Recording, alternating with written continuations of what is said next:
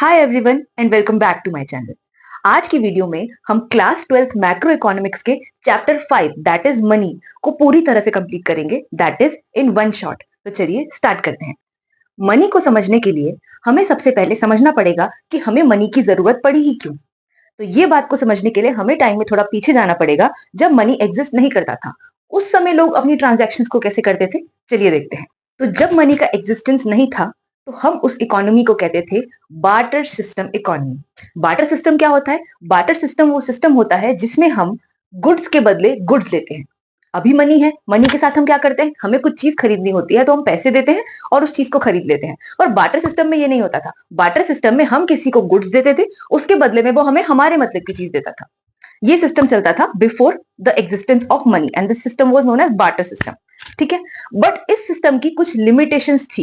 Limitations means कमियां थी, जिसकी वजह से हमें मनी की जरूरत महसूस हुई और आगे जाके हम मनी को एग्जिस्टेंस में ले आए। तो चलिए देखते हैं ऐसी कौन सी लिमिटेशंस थी जिसकी वजह से हमें मनी की जरूरत महसूस होने लगी। तो बार्टर सिस्टम की लिमिटेशन नंबर 1 है lack of double coincidence of bonds. ये लिमिटेशन कहती है a transaction can only be carried out when A has what B wants and B has what A wants. तो चलिए इसे थोड़ा सिंप्लीफाई करके समझते हैं। फॉर एग्जांपल, ए के पास 1 केजी राइस है एंड एक पर्सन है बी, उसके पास 1 केजी व्हीट है। अब ये जो पर्सन ए है ना, ये अपने 1 केजी राइस को देना चाहता है, पर बदले में ये 1 केजी पोटैटो लेना चाहता है। पर ये जो बी है ना, इसके पास पोटैटोज नहीं है और ये राइस लेना चाहता है। क्या इन दोनों के बीच में ट्रांजैक्शन पॉसिबल है? नहीं, क्योंकि ए को जो चाहिए वो बी के पास नहीं है। तो यही पहला लिमिटेशन है बार्टर सिस्टम का। इसमें ट्रांजैक्शन तभी हो सकती है जब दोनों के पास अपोजिट पार्टी के फेवरेबल गुड्स हों। अगर वो गुड नहीं होंगे जो अपोजिट पार्टी को चाहिए, तो ये ट्रांजैक्शन नहीं हो पाएगी। Limitation number 2 of barter system, lack of measure of value. अब ये लिमिटेशन हमें कहता है कि बार्टर सिस्टम में हमें ये नहीं पता हम कितने गुड के बदले अपना कितना गुड एक्सचेंज करें। वही अपना पुराना वाला एग्जांपल लेते हैं। ए के पास राइस है पर अब की बारी बी के पास पोटैटोस है, तभी इन दोनों के बीच में ट्रांजैक्शन हो पाएगी, क्योंकि ए को पोटैटोस चाहिए थे। ठीक है, अब ए अपने 1 केजी राइस तो देने को तैयार है, पर हम ये कैसे डिसाइड करें कि 1 केजी राइस के बदले उसे कितने केजी पोटैटोस लेने चाहिए? तो यहां पर सेकेंड लिमिटेशन आती थी हमारी बार्टर सिस्टम की, that is lack of measure of value. हम कमोडिटीज को मेजर नहीं कर सकते थे कि कितनी कमोडिटी के बदले हमें कितनी क्वांटिटी की कमोडिटी एक्सचेंज करनी चाहिए। Limitation number 3 of barter system says that lack of store of value. हम चीजों को बहुत टाइम तक स्टोर करके नहीं रख सकते। फॉर एग्जाम्पल, एक पर्सन था राहुल, वो 10-15 केजीज पोटैटो ले आया कि कभी भी उसे आगे कुछ चाहिए होगा तो वो पोटैटोज को एक्सचेंज करके ले लेगा। अब उसने वो पोटैटोज 1 साल तक स्टोर करके रखे, क्योंकि उसे अभी किसी चीज की नीड नहीं पड़ी। बट उसे जब 1 साल के बाद उसकी नीड पड़ी कि एक्सचेंज करे वो पोटैटोज को और कुछ और अपनी पसंद की चीज ले ले, तो उसने देखा वो पोटैटोज खराब हो चुके थे। तो इससे हमें क्या पता लगता है कि हम कमोडिटीज को बहुत लंबे टाइम के लिए स्टोर करके नहीं रख सकते, क्योंकि बहुत सारी कमोडिटीज पेरिशेबल इन नेचर होती हैं। वो टाइम के साथ साथ सड़ जाती हैं, खराब हो सकती हैं, रोट हो सकती हैं। इसी से हमारा थर्ड लिमिटेशन आता है, that is lack of store of value. And limitation number 4 कहती है lack of standard of deferred payments. इस लिमिटेशन को समझने के लिए हमें सबसे पहले डेफर्ड पेमेंट्स का मतलब समझना पड़ेगा। आप कभी कभी ऐसे ग्रोसरी स्टोर्स पर गए हो, जो आपके लोकल ग्रोसरी स्टोर्स होते हैं, वहां पर आप चीज तो ले लेते हो, जो भी आपको गुड चाहिए वो आप ले लेते हो, बट आप उनको बोलते हो हम पेमेंट बाद में करेंगे। ये चीज अब पॉसिबल है because money exist now. But जब बार्टर सिस्टम था तब ये चीजें पॉसिबल नहीं थी। क्यों पॉसिबल नहीं थी? फॉर एग्जाम्पल, मुझसे एक पर्सन राइस लेकर गया, मुझसे एक पर्सन ने राइस एक्सचेंज किए, तो वो मुझसे राइस लेकर गया, मैंने उसे बासमती राइस दिए। ठीक है, अब उसे भी बदले में मुझे कुछ देना है तभी ट्रांजैक्शन पूरी होगी, बट उसके पास अभी देने को कुछ नहीं था, तो उसने अभी नहीं दिया, बट उसने मुझे बोला कि मैं आपको 2-3 मंथ्स में दे दूंगा इसका एक्सचेंज में कुछ। जब वो 2-3 मंथ्स में मुझे एक्सचेंज में चीज देने आया, गुड देने आया, तो उसने मुझे बहुत लो क्वालिटी के राइस दिए। तो क्या ये ट्रांजैक्शन आपको वैलिड लग रही है? नहीं। इसीलिए हम बार्टर सिस्टम के अंदर डेफर्ड पेमेंट नहीं कर सकते, बाद में पेमेंट नहीं कर सकते, क्योंकि हमें नहीं पता जो सामने वाला पर्सन है वो सेम क्वालिटी या फिर सेम क्वांटिटी के गुड्स, सेम क्वालिटी या सेम क्वांटिटी के गुड्स अरेंज कर भी पाएगा या नहीं। Limitation number 5 of barter system is lack of divisibility. Lack of divisibility कहता है it is not always possible to divide the commodity. अब इसको अच्छे से समझने के लिए हमें फिर से एक एग्जांपल लेना पड़ेगा। तो चलिए एक एग्जांपल लेते हैं कि मेरे पास एक काउ है, ठीक है, मेरे पास एक काउ है। अब मैंने उस काउ की वैल्यू रखी 100 केजीज ऑफ राइस। अगर कोई पर्सन मुझे 100 केजीज ऑफ राइस देगा ना, तो उसको बदले में मैं वो काउ दे दूंगी। ये मैंने बार्टर सिस्टम में उसकी वैल्यू रखी, ठीक है। अब किसी पर्सन के पास सिर्फ 50 केजी ऑफ राइस है और वो मेरे साथ ट्रांजैक्शन करना चाहता है। क्या इज इट पॉसिबल कि मैं हाफ काउ को उसे दे दूं? नहीं, क्योंकि हाफ काउ की तो कोई वैल्यू ही नहीं रहेगी।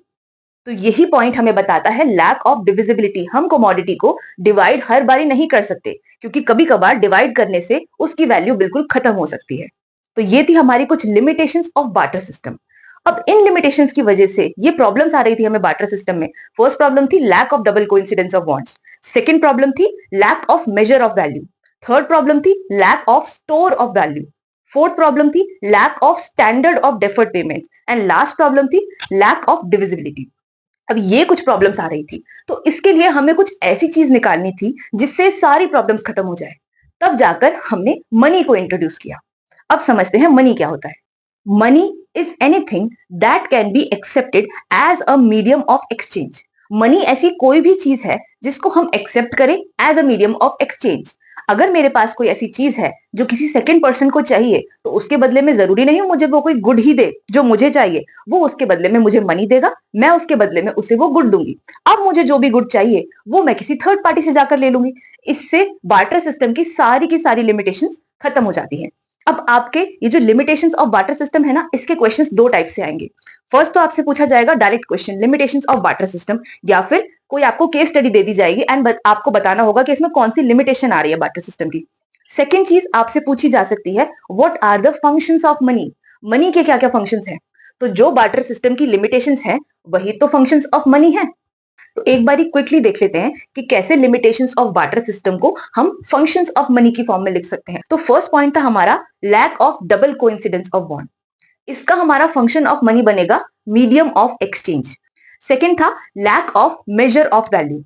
मनी का फंक्शन बन जाएगा मेजर ऑफ वैल्यू। थर्ड था हमारा lack of store of value. हमारा मनी का फंक्शन बन जाएगा स्टोर ऑफ वैल्यू। हम मनी को स्टोर कर रख सकते हैं, वो खराब नहीं होगा। थर्ड हमारा था lack of standard of deferred payments. इसमें मनी का फंक्शन बन जाएगा deferred payments can be made possible. Last हमारा बार्टर सिस्टम का लिमिटेशन था लैक ऑफ डिविजिबिलिटी। हमारा इसी में फंक्शन ऑफ मनी में बन जाएगा मनी कैन बी डिवाइडेड, या फिर there is divisibility in money. ठीक है, तो ये क्वेश्चन आपके जितने भी तरीके से आ सकते हैं मैंने आपको बता दिया। अब हम फटाफट से एक छोटा सा टॉपिक रह गया उसको देख लेते हैं, दैट इज मनी सप्लाई। तो चलिए हम मनी सप्लाई को समझते हैं। मनी सप्लाई क्या होती है? Money supply refers to the total value of money that is available with the public. ठीक है, इस समय पब्लिक के पास कितना पैसा है उसे हम कहेंगे मनी सप्लाई। अब पब्लिक में कौन कौन लोग आते हैं और कौन कौन लोग नहीं आते उसको देख लेते हैं। पब्लिक में सारे के सारे हाउस होल्ड्स आएंगे एंड सारी की सारी फर्म्स आएंगी। इसमें मनी सप्लाई में हम कभी भी बैंक का पैसा या फिर गवर्नमेंट का पैसा इंक्लूड नहीं करेंगे। हम सिर्फ पब्लिक का पैसा इंक्लूड करेंगे जिसमें हाउस होल्ड भी आ रहा है और फर्म्स भी आ रही है। तो इस पर्टिकुलर पॉइंट ऑफ टाइम पर मेरी पूरी इकोनॉमी में जितने भी लोग हैं, जितने भी हाउस होल्ड्स एंड जितने भी फर्म्स हैं, उनके पास कितना वैल्यू ऑफ मनी है इस समय, उसको मैं कहूंगी इस समय की मनी सप्लाई। अब ये जो बार बार मैं इस समय कह रही हूं, ये चीज हमें क्या बता रही है? ये चीज हमें बता रही है कि मनी सप्लाई एक स्टॉक कंसेप्ट है, because it is measured over a particular point of time. ठीक है, अब इसके लास्ट टॉपिक पर चलते हैं, that are components of money supply, या फिर हम मनी सप्लाई को मेजर कैसे कर सकते हैं। अगर मुझे मनी सप्लाई को मेजर करना है तो मैं कैसे करूंगी? इसके लिए बहुत सारे मेजर्स होते हैं, बट अभी क्लास 12 इकोनॉमिक्स के लिए हमारे पास सिर्फ फर्स्ट मेजर है, that is M1 measure. M1 measure कहता है एड ऑल द करेंसी और cash available with the public. जितना भी पब्लिक के पास कैश है ना, उस सबको ले लो। Second, add the demand deposit. जितना भी पैसा पब्लिक ने बैंक में डिपॉजिट कर रखा है ना, उन सबको भी लेके ऐड कर दो। And third is other deposits. RBI के पास जितने भी डिपॉजिट्स है ना, उन सबको भी लेकर ऐड कर दो। अब ये जो तीन चीज मैंने बताई ना, कैश या फिर currency plus demand deposits plus other deposits, इन सब चीजों को जब हम ऐड कर देते हैं तो हमारे पास बनता है M1, that is money supply का मेजर नंबर 1। अब ये जो मनी सप्लाई आई ना हमारे पास, इसको हम ट्रांजैक्शन मनी भी कहते हैं, क्योंकि इस वाले पैसे को we can directly use for transactions. ठीक है, और भी बहुत सारे मेजर्स होते हैं, वो आप हायर स्टडीज में पढ़ोगे, बट अभी आपके सिलेबस में सिर्फ M1 मेजर है। तो यहीं पर हमारा चैप्टर 5 दैट इज मनी खत्म होता है पूरी तरह से।